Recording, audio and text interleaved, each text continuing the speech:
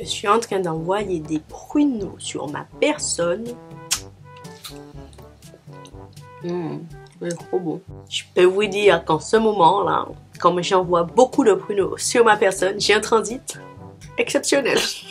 Je ne sais pas si c'est intéressant pour vous de le savoir, mais voilà, c'est dit. Faites ce que vous voulez de cette information, voilà. On est là aujourd'hui. Non, on va faire une intro quand même. Attendez. Yo les gars, j'espère que vous... J'ai des morceaux de pruneaux dans les dents. Yo les gars, j'espère que vous allez bien. On se retrouve aujourd'hui. C'est une vidéo que vous attendez depuis longtemps. À chaque fois je vous disais oui, t'inquiète, bientôt.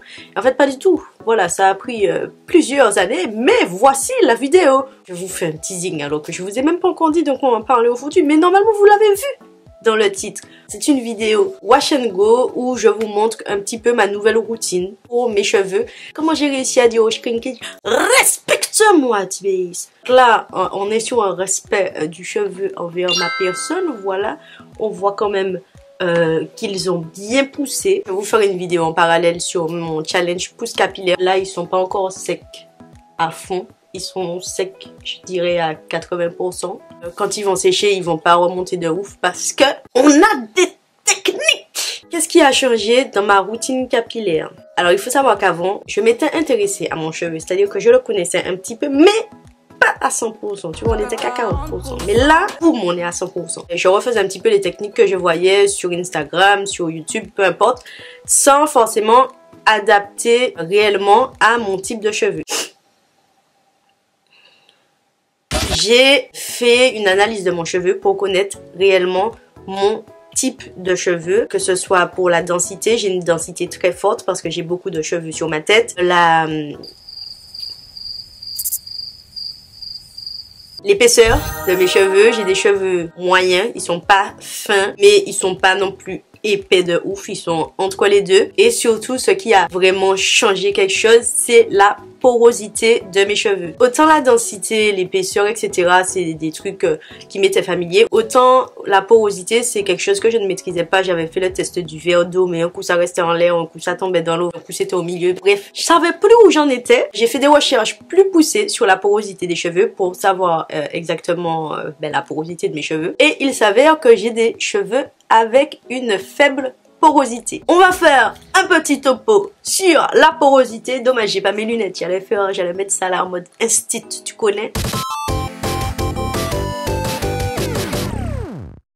La porosité du cheveu, en gros, c'est les écailles de vos cheveux. Ça va déterminer la capacité de vos cheveux à retenir l'hydratation. C'est-à-dire que quand l'hydratation est là, boum, on veut que ça reste. Porosité, comment ça se détermine? Bon, vous pouvez tenter le test du verre d'eau. Moi, comme je vous le dis, pour moi, ça n'a pas marché. C'est vraiment en lisant plein d'articles sur la porosité que j'ai réussi à déterminer la porosité de mes cheveux. Donc, vous pouvez avoir les cheveux peu poreux, comme les miens. Des cheveux peu poreux, c'est des cheveux qui ont des écailles de cheveux très fermées. C'est-à-dire que ça va pas laisser passer beaucoup de produits et vous allez mettre du produit, et au bout d'un moment vous allez vous dire putain, j'ai vidé le pot sur ma tête, j'ai l'impression que rien ne s'est passé. C'est parce que le cheveu est fermé. Donc tu vois, c'est ton cheveu, c'est comme si c'était une boîte de Paris Super Select. Et comme si que le videur, il laissait rentrer vraiment les invités, vraiment très important, tu vois. C'est, il a pas le temps, c'est bon, toi tu rentres pas, toi tu rentres pas, toi tu rentres pas, toi tu rentres pas. Ah, toi tu peux rentrer, tu vois. Donc les cheveux peu poreux, c'est ça. Comment j'ai réussi à déterminer ça? Je me suis rendu compte que mes cheveux prenaient un temps fou à sécher. C'est-à-dire que je peux les laver le mardi, le vendredi, mes cheveux sont encore un peu humides.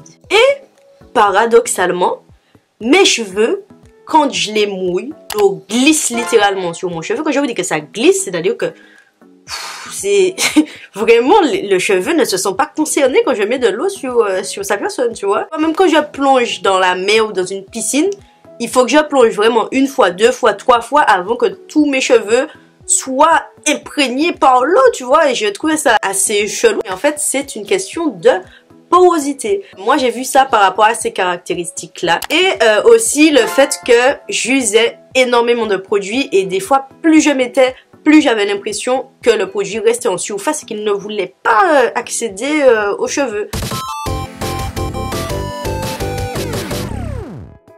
et les cheveux très poreux. Du coup, c'est des cheveux qui ont les écailles très ouvertes et du coup, ben, le produit rentre bien.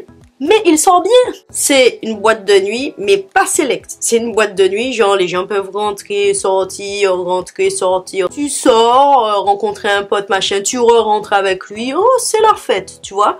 Voilà, donc c'est des cheveux, par exemple, où il faut sceller l'hydratation. C'est-à-dire qu'il faut sceller avec un beurre ou une huile pour que l'hydratation reste dans le truc, tu vois. Vos cheveux sèchent très très vite. C'est aussi des cheveux qui s'en mêlent très facilement puisque les cuticules s'entremêlent les unes aux autres. Du coup, c'est des cheveux qui ont tendance à frisoter plus facilement. Je vous mettrai une vidéo de Soline que j'avais regardée, ça fait quand même quelques années. Et elle expliquait comment définir son type de cheveux, donc je vous la mettrai juste ici. J'ai vu également sur internet qu'on pouvait faire un petit test pour la porosité, il fallait utiliser un petit spray et genre vous push. Et si l'eau glisse sur vos cheveux, c'est que vous avez les cheveux peu poreux. Et si l'eau, au contraire, rentre directement dans les cheveux, ben c'est que vous avez les cheveux très poreux. Bref, une fois qu'on a fait la parenthèse sur ça, on va commencer la routine, hein, voilà, puisque on est là pour ça quand même.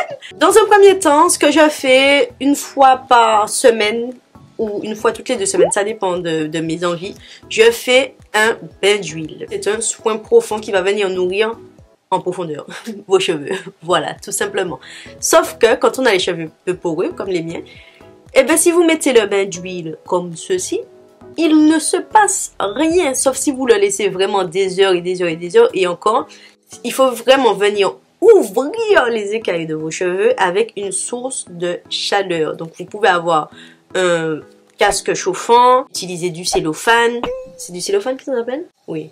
Soit dans une serviette chaude. En ce moment, ce que j'utilise, c'est un macérat huileux que j'ai préparé avec mon thé Madame la Présidente, qui est un thé qui fait pousser les cheveux. Je vous en parlerai plus longuement dans ma vidéo Challenge Pousse Capillaire, que j'ai mélangé avec un sérum croissance des Secrets de Loli. Parce que moi, je me suis dit, le sérum croissance, peut-être que ça fait déjà pousser ton cheveu. Mais si je rajoute le thé, qui rajoute des effets dans l'espèce de sérum huile de croissance, c'est la patate, frère. Donc voilà, donc j'ai mélangé les deux, puis ça sur l'Instagram de Soline, mais vous pouvez retrouver aussi la recette sur le blog de Madame la Présidente. Ce que je fais, c'est que je sépare mes cheveux, ils sont secs mes cheveux. Je vaporise un petit peu de mon vapeau, clac clac clac clac clac, juste pour humidifier un petit peu mon cheveu. Et ensuite, je rajoute mon macérat huileux, donc je le mets bien aux racines, etc. Et je finis en le mettant sur mes pointes. Je me masse le cuir chevelu pour stimuler toujours.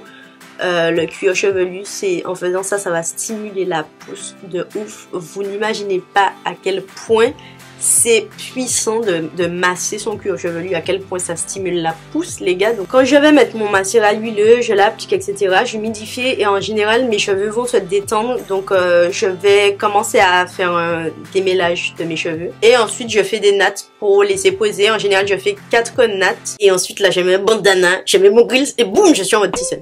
Je me calme. Je laisse poser en général une trentaine de minutes sous un casque chauffant. C'est un casque que j'avais eu à l'époque sur le site Banggood, mais vous pouvez le trouver sur Amazon. Je vous mettrai le lien en barre d'infos. Chut. Si vous n'avez pas de casque chauffant chez vous, ce n'est pas grave. Je pense que vous avez du cellophane. Je pense que vous avez des serviettes quand même pour vous essuyer quand vous sortez de la douche, les gars.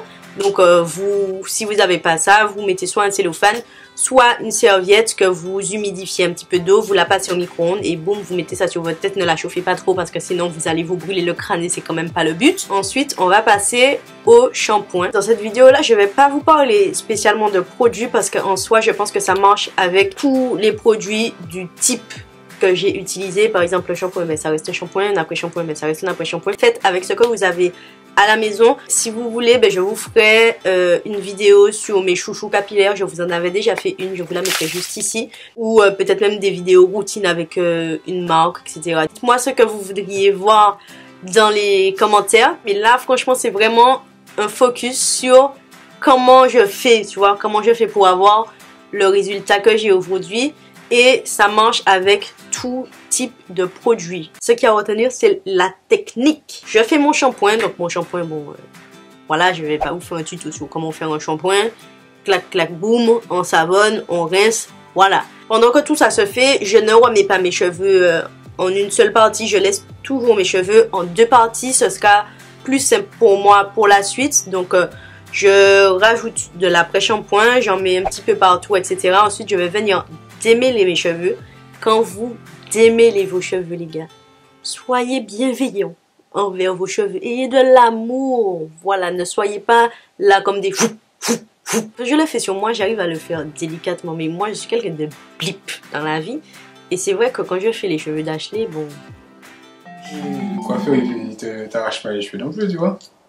Il va me coiffer, à la fin j'aurai une calvitie. On m'a arraché tous mes cheveux. Prenez votre temps, quand vous faites votre routine capillaire complète, ne faites pas ça à la va-vite. Si vous êtes pressé, ne faites pas, parce que vous allez vous énerver, il y aura un nœud, vous allez tirer de toutes vos forces, bref, ça va vous casser les cheveux. Et ça ne va rien apporter de bon. Faites ça quand vous avez un moment, vous êtes posé au calme. Là, c'est le confinement, vous êtes posé au calme, vous avez le temps, les gars. Donc, vous pouvez prendre votre temps pour vos cheveux. Je démêle toujours du bas vers le haut. J'utilise toujours ma brosse. Crazy pousse. La pousse dedans. Bref, c'est toujours la même brosse pour me démêler les cheveux. C'est une brosse vraiment géniale pour se démêler les cheveux. Je trouve que c'est l'une des brosses qui démêle le mieux mes cheveux, encore mieux que la Tangle Teezer. Et la Tangle Teezer, on était déjà sur quelque chose de très qualitatif. Je rince, j'essore mes cheveux vraiment à fond. Ensuite, avec une serviette en microfibre, j'insiste sur le microfibre, parce que les serviettes en microfibre, ça va moins agresser vos cheveux qu'une serviette normale. Et là, c'est maintenant que ça se passe. Avant, je laissais mes cheveux humides. C'est vrai qu'il y a beaucoup de personnes qui utilisent cette technique-là, sauf que j'ai utilisé cette technique-là pendant des années.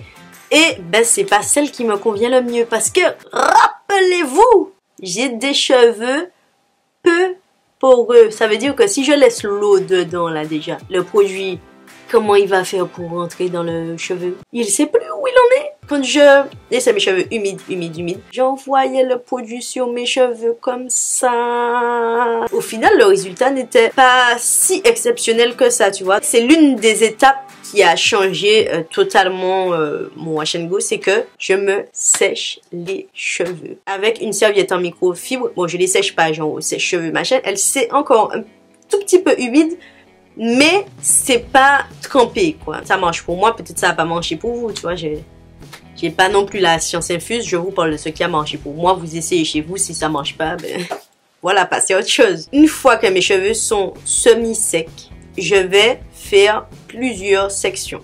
Et cette étape-là aussi, c'est une étape que je ne faisais pas. Je séparais mes cheveux en 4 parce que franchement, je vais pas vous mentir, j'avais la flemme. Et je voulais que ça aille vite. Sauf que si tu veux un beau résultat, il faut prendre ton temps. Il n'y a pas de secret. Là, tout ce que je suis en train de vous dire là, c'est pas pour les flemmards. Si vous êtes flemmard, que vous voulez un truc rapide, partez. Partez, parce que là, on est sur quelque chose de lourd. Je pense que je prends au moins 30 minutes pour appliquer tout le produit dans mes cheveux par section, etc. Les gens qui prennent encore plus de temps parce qu'ils font des sections encore plus petites. Moi, je sépare mes cheveux en... Allez, je les sépare en deux. Je dois faire peut-être 4-5 sections par côté. Ça dépend. Je vais séparer mes cheveux. Quand je sépare mes cheveux, des fois, ça dépend. Je vois si mes cheveux sont trop secs. Je vais venir redonner un petit coup de spray pour les réhumidifier. Petit zizing, comme on dit chez moi. Et ensuite, je vais passer à une crème. On dit que pour les cheveux peu poreux, c'est plus cool de mettre du lait capillaire, des trucs un petit peu légers.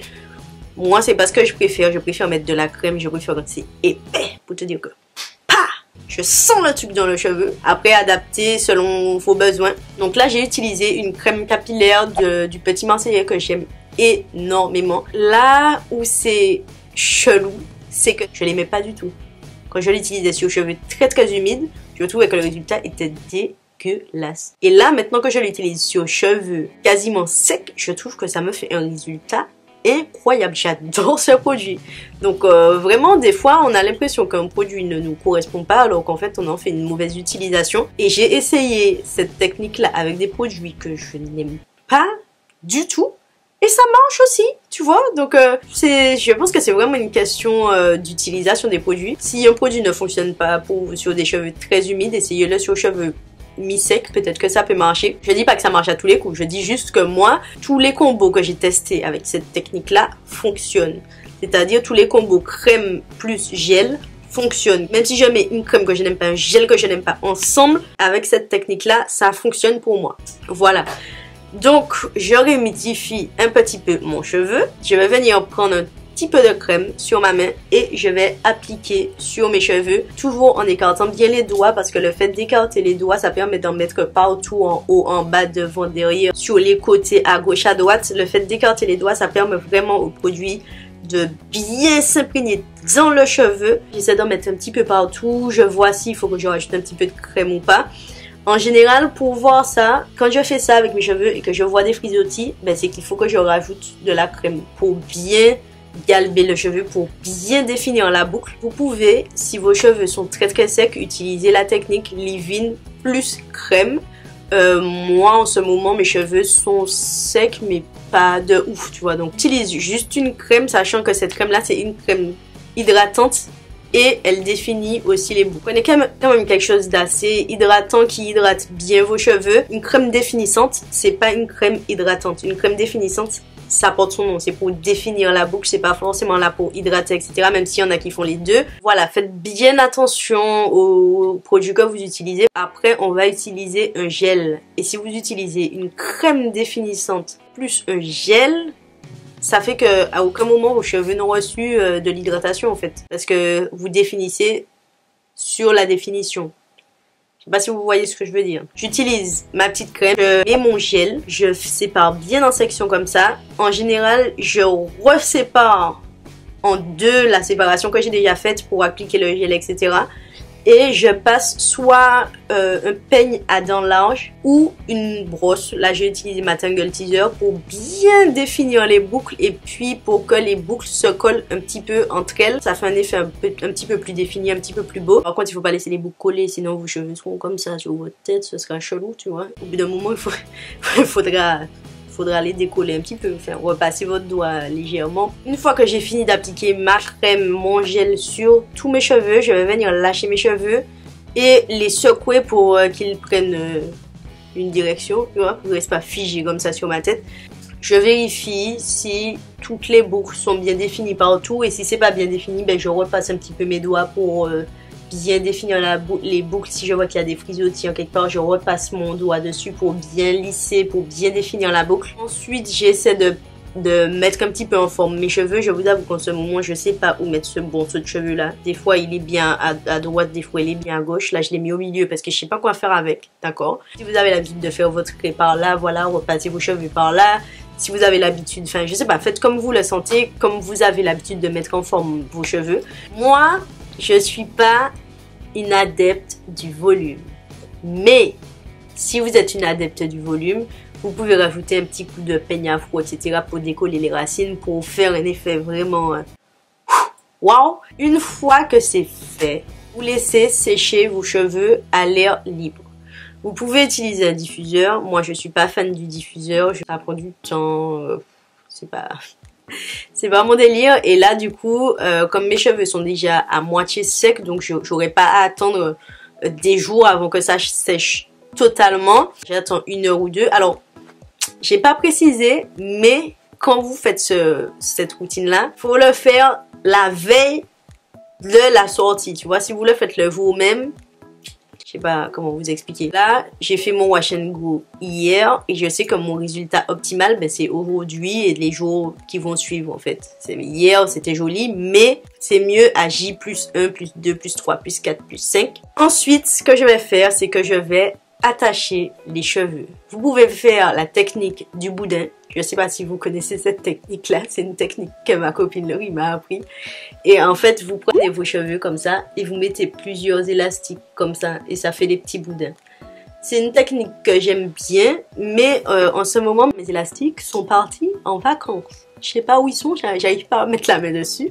Je ne retrouve pas les élastiques, donc j'aimerais bien faire la technique du boudin, mais je ne peux pas parce que j'ai pas assez d'élastiques. Bref, ce que je fais en général, c'est que je prends mes cheveux et je les attache. Je les enroule un petit peu comme si j'allais faire un chou, un chignon.